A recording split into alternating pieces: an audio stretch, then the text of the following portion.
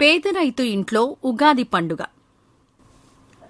యామయ్యా, ఇలా ఆలోచిస్తూ ఉంటే ఏమొస్తుంది? నువ్వు ఇంట్లో ఇలా దిగాలుగా ఉంటే నాకెలా ఉంటది?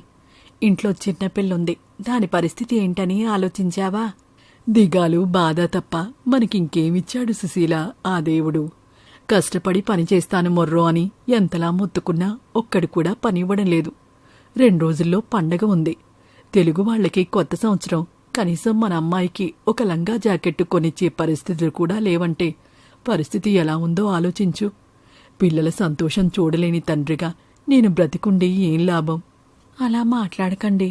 దేవుడు మన తలరాత అలా రాస్తే మనం మాత్రం ఏం చేయగలం? సరే, పండుగ రోజుల్లో ఇలాంటి ఆలోచనలన్నీ పక్కన పెట్టి ఇంకేదైనా ఆలోచించండి అని సుశీల చెప్తుండగానే వాళ్ళ అమ్మాయి చిత్ర తోటి పిల్లలతో ఆటలాడుకోవడానికి ఇంటికొస్తుంది. అమ్మా, బాగా ఆకలిగా ఉందమ్మా, ఏదైనా తినడానికి పెడతావా? తప్పకుండా పెడతాను తల్లి అని వంటగదిలోకి వెళ్లి వంట పాత్రలన్నీ చూడగా అన్నీ ఖాళీగానే ఉండడం చూసి బాధపడుతుంది సుశీల. అయ్యో, కన్న కూతురు ఆకలి అంటే పట్టెడన్నం కూడా లేదు ఇంట్లో. ఆ పసిబిడ్డ ఆకలి తీర్చేదెలాగా అని తనలో తాను బాధపడుతూ ఉంటుంది. రామయ్యకి వంటగదిలో పరిస్థితి అర్థమై తన కూతురికి కాసేపు ఆకలి మరిచిపోయేలా చేయడం కోసం ఏదైనా మాట్లాడాలి అనుకుంటాడు. అమ్మా చిత్ర, ఇంకొక 2 రోజుల్లో ఉగాది పండుగ వస్తుందని నీకు తెలుసు కదా. అసలు ఉగాది పండుగ ఎందుకు జరుపుకుంటారో నీకు తెలుసా? నాన్న, నాకొక విషయం తెలుసు. ఉగాది పండుగ అంటే పూర్ణాలు, పులిహోర చేసుకుని తినే పండుగే కదా. నాకు ఈరోజే కావాలి పూర్ణాలు, బూరెలు కూడా కావాలి నాన్న. అమ్మని చేసి పెట్టమని చెప్తావా? చెప్పు నాన్నా, దయచేసి చెప్పు నాన్నా, తినాలని ఉంది అని చిత్ర అడుగుతుంటే కూతురికి ఏమీ చేయలేకపోతున్నానే అన్న బాధ రామయ్యని తొలిచేస్తున్నా బాధని అణుచుకుంటూ, పండగ అంటే తినడం మాత్రమే కాదమ్మా, ప్రతి పండక్కి ఒక ప్రత్యేకత ఉంటుంది. అలాగే ఉగాది కూడా ప్రత్యేకత ఉంది. ప్రత్యేకత అంటే ఉగాది జరుపుకోవడానికి ఏదైనా ప్రత్యేక కారణం ఉందా నాన్నా? అవును తల్లి, చెప్తాను, జాగ్రత్తగా విను.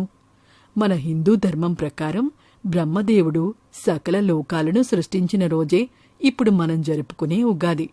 ఉగాది అంటే యుగ్గజానికి ఆది అని అర్థం. ఇది మన తెలుగు ప్రజలకి కొత్త సంవత్సరం ప్రారంభం అన్నమాట.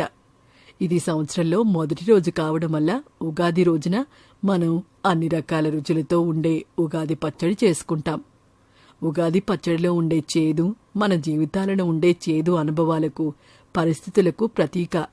అలాగే తీపి కోసం వేసే బెల్లం అనుకూల పరిస్థితులకు, తీయనైన జీవితానికి ప్రతీక. కారం మనలోని కోపతాపాలకు ప్రతీక. పులుపు అనుకోకుండా వచ్చే పరిస్థితులకు, వగరు ప్రతికూలతలకు, జీవితాల్లో వచ్చే మలుపులకు, ఉప్పు జీవితంలో రుచి పెంచుకునేదానికి ప్రతీక. ఇలా ఒక్కో రుచికి ఒక్కో ప్రత్యేకత ఉంది తల్లి. అలాంటి పండుగ రోజున లక్ష్మీదేవిని మనం ఇంటికి ఆహ్వానిస్తూ పచ్చటి తోరణాలు, పూలతో ఇంటిని అలంకరించుకొని మనం పండుగ చేసుకుంటాం. నాకు పండుగంటే విందు భోజనమనే తెలుసు. ఈరోజు నువ్వు ఇంతలా చెప్పడం వల్ల అసలు పండుగంటే ఏంటో తెలిసింది. నేను నా స్నేహితులకి పండుగంటేంటో చెప్తాను నాన్నా. అలాగే తల్లి. ఇంతలో సుశీల ఏం చెయ్యాలో అర్థం కాని పరిస్థితుల్లో వంటగదిలో నుంచి బయటకొస్తుంది. ఏమయ్యా, ఎంత ప్రయత్నించినా ఏమీ చేయలేకపోయాను. కనీసం బియ్యం గింజ కూడా లేదు ఇంట్లో అని చెప్పగానే వెంటనే రామయ్య చిత్రని దగ్గరకు తీసుకుని, బంగారు తల్లి, ఎప్పుడు రోజూ తినే ఆహారమే తింటుంటే విసుగు రావడం లేదా? అందుకే ఈరోజు మనం ఏదైనా కొత్తగా తిందాం, సరేనా? సరే నాన్నా, తప్పకుండా కొత్తగా ఏదైనా తిందాం. ఏం తినిపించబోతున్నావు నాన్నా? నాకు మాత్రం తెలుసా తల్లి, వెళ్దాం పద అని చిత్రని తీసుకుని వెళ్తూ ఉంటాడు రామయ్య. అలా కొంత దూరం వెళ్లగానే దారిలో చల్లదనం కోసం మామిడి చెట్టు కింద కూర్చుని చింతకాయ గింజలు తీస్తూ కనిపిస్తారు కొందరు ఆడవాళ్లు. వెంటనే రామయ్య చిత్రని వాళ్ల దగ్గరకు తీసుకుని వెళ్తాడు. ఒక ఆవిడ దగ్గరికి వెళ్లి, అమ్మా, నేనీ పని చేయగలను. నా కూతురు విపరీతమైన ఆకలితో ఉంది. తనకి కడుపు నింపడానికి కూడా నా దగ్గర చిల్లిగవ్వలేదు. ఆకలితో ఉన్న కూతురికి 4 మాటలు చెప్తూ దాని ఆకలి మరిపిస్తూ ఇక్కడి వరకు తీసుకొచ్చాను. మీరు కాస్త దయతలచి దానికి కడుపు నిండేలా ఏదైనా పెడితే మీరెంతసేపు చేయమన్నా కాదనకుండా మీ పని నేను చేసి పెడతాను. చూడన్నా, నీ గురించి నేనెరుగుదును. నువ్వు కష్టపడే గుణం ఉన్నవాడివి అని నాకు తెలుసు. నీకు పనిప్పించే బాధ్యత నాది. ముందు నీ కూతురికి ఆకలి తీర్చడానికి చెట్టు మీద ఉన్న మామిడికాయలు తెంపుకో అని అంటుంది రంగమ్మ. వెంటనే రామయ్య రాళ్లతో మామిడికాయలను కొడుతుంటే చిత్ర కూడా ఎంతో సంతోషంగా రామయ్యతో పాటు రాళ్లు విసరడానికి ప్రయత్నిస్తుంది. అలా కొంతసేపటికి కొన్ని మామిడికాయలు దొరకడంతో, చిత్రమ్మా, నీకు చెప్పున్నాను కదా ఏదైనా కొత్తగా తినిపిస్తాను అని. ఇదిగో చెట్టు మీది మామిడికాయలు అని చిత్ర చేతిలో పెడతాడు తండ్రి. ఇంత బగరగా ఉంటే మామిడికాయని తినేదెలా నాన్నా అని చిత్ర అడగ్గానే రంగమ్మ చిత్రని దగ్గరికి తీసుకుని, పాపా, నీకొక గొప్ప రుచి చూపించనా అంటూ మామిడికాయని కత్తితో ముక్కలుగా కోసి దానిపై కారం ఉప్పు చల్లిస్తుంది. అది తింటున్న చిత్రకి పక్కనే చింతపండులో వేపాకు పెట్టుకుని తింటున్న ఆవిడ కనిపిస్తుంది. అవ్వా, నువ్వేంటి అలా తింటున్నావు? ఇది కొన్ని రోగాలకు మందులా పనిచేస్తుందిలే, రా నీకూడా పెడతాను అనగానే చిత్ర ఆవిడ దగ్గరికి వెళ్తుంది. నువ్వు చిన్నపిల్లవు కదా, వేపాకు చేదు తట్టుకోలేవు. ఈ వేపపూతతో తిను అంటూ చింతపండు వేపపూతతో తినిపిస్తుంది అవ్వ. అవన్నీ తిన్న చిత్రకి రంగమ్మ ఒక బెల్లం ముక్క ఇస్తూ, నువ్వు చెట్టు దగ్గర ఆడుకో తల్లి, మీ నాన్నతో మాట్లాడాలి అని అంటుంది. అన్నా, మా ఆయన చాలాసార్లు నీ గురించి, నీ పనితనం గురించి చెప్పాడు. చాలాసార్లు నిన్ను కలవాలని అనుకున్నాం, కాని దైవ నిర్ణయం ఇప్పుడు ఇలా కలవాలని రాసిపెట్టి ఉందన్నమాట. ఇన్ని తెలుసుకున్న నేను నీ పరిస్థితుల గురించి తెలుసుకోలేకపోయాను.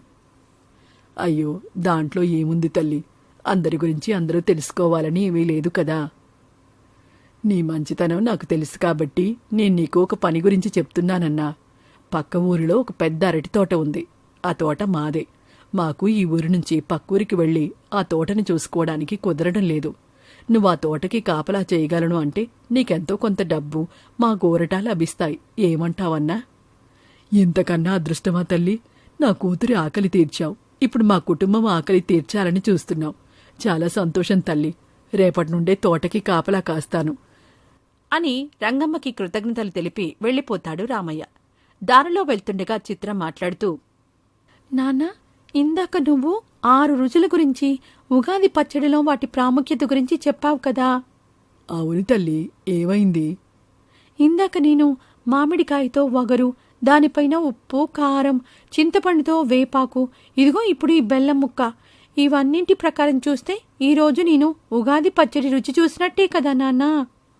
నువ్వు చెప్తుంటే అర్థమవుతుంది తల్లి, నువ్వు లక్ష్మీదేవిలా ఇంటికి కొత్త వెలుగులు తెచ్చే దేవతవి అని. అర్థం కాలేదు నాన్నా, ఏం మాట్లాడావో? నాకర్థమైంది కదా తల్లి, అది చాలే.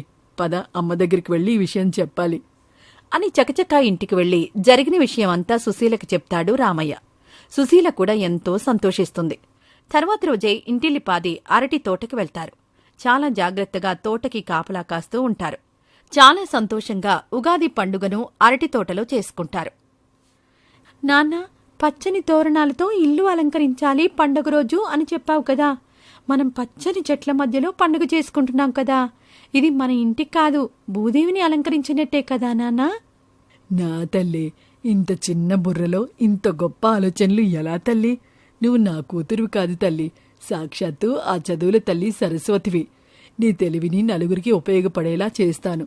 6 ఎంత కష్టపడైనా నిన్ను చాలా గొప్పగా చదివిస్తానని ఈ పండుగ సాక్షిగా ప్రమాణం చేస్తున్నాను అని అంటాడు రామయ్య. ఆ రోజు నుంచి సుశీల, రామయ్య ఎంతో కష్టపడుతూ తన కూతురిని చదివిస్తూ ఉంటారు.